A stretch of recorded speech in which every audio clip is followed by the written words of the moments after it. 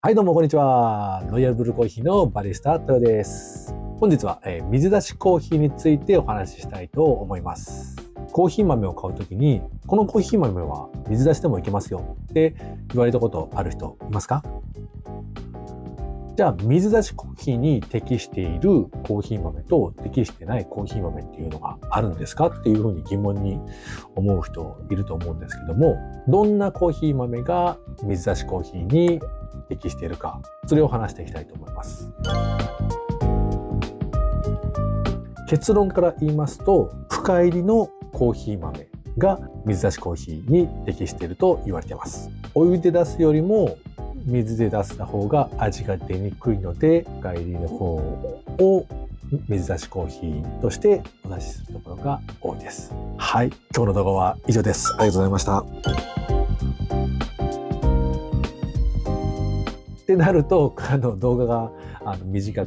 すぎるので、少しマニアックな話になるんですけども、もう少し詳しくお話ししていきたいと思います。深入りである理由が一応2つありまして、1つが、先ほど言った味が出やすいですけども、なぜ味が出やすいかというと、コーヒー豆って焙煎を進めるにつれて、膨張するんですね。加熱すると膨張する。ちょっとポップコーンを想像してもらったら、加熱したらポーンって膨らむじゃないですか。あそこまで急にポンと膨らまないんですけども、徐々にこう膨らんでいくので、浅入りと深入りだと、深入りの方が膨張して膨らんでます。膨らむことで中の構造というか空洞が増える。なのでスカスカな状態になっていることで、コーヒーって水という媒体に対してコーヒーの豆の中に入っていってコーヒーの物質を一緒に出すと。そういう仕組みになっているんですけども、構造が大きいほど、隙間が大きいほど入りやすいで出やすいので、より味が引き出しやすいというふうになります。なので、浅入りよりも深入りの方が味が出やすいというのはそういった理由ですね。で、もう一つ理由が、水出しコーヒーって基本的にアイスコーヒーで飲むと思うんですけども、アイスで飲むと酸味という味覚がどうしても際立ってしまうので、もともとね、浅入りは酸味が出やすいという傾向があるので、より酸味がきつい風になります。でも、その浅入りだと味が出にくい、その中に浸透しにくくて味が出にくいので、より味が出ない状態になるので、なかなか難しいんですけどね。なので、アイスコーヒーは深入りの方が苦味のバランスが取りやすいというか、キリッとした感じのコーヒーが飲めるっていう人が多いので、そういった理由でも深入りをアイスコーヒーにする人が多いのではないかと。世間一般的にはアイスコーヒーは深入りというふうにはなってますね。で、僕がアイスコーヒーを作る場合は、浅入りが好きなんで、浅入りでお湯で出します。で、急速に冷やしていくというふうな方法で浅入りのアイスコーヒーを作っています。コーヒーの味の出方について、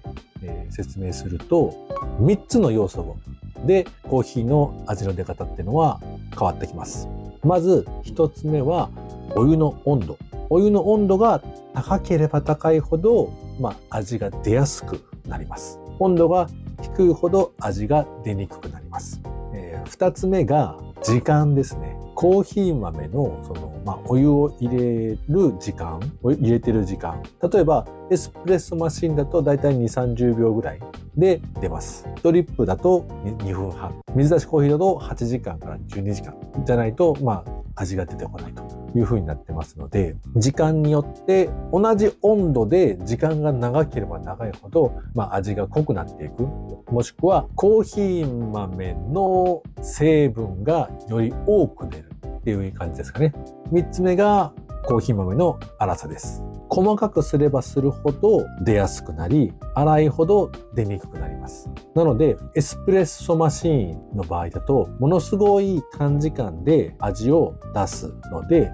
ものすごく細かくしています。ハンドドリップだと、ゆっくりお湯で2分半くらいで出すので、少し粗めになってます。水出しコーヒーの場合だと、温度がものすごい低いので、8時間とか12時間とかいう時間で出します。しかし、じゃあ細かくするかって言われたら、出過ぎても困るので、ゆっくりと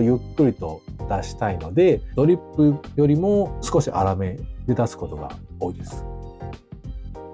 ここにコーヒーの豆の粗さなんですけども、一番コーヒー豆の粗さの一番粗い状態がコールドブリュー、水出しが一番粗くなっているので、水出しコーヒーの場合は基本的には粗めの粉の粗さでやってます。はい。では、結論としては、深入りの方が味が出やすい。で、深入りの方が酸味がもともと少ないので、アイスコーヒーで飲んでも酸味が感じにくいというふうな2つの理由で、水出しコーヒーは深入りというふうになっています。本日の動画は以上になります。次回は水出しコーヒーを実際入れてみたいと思います。もしこの動画が参考になったり楽しんでいただけたら、ぜひいいねボタンを押していただけるとすごく励みになります。そしてチャンネル登録をしていただけると最新の動画がアップされた時に通知が届くので、見逃さずにチェックしていただきますよ。これからも一緒に美味しいコーヒーを追求していきましょう。ではまた。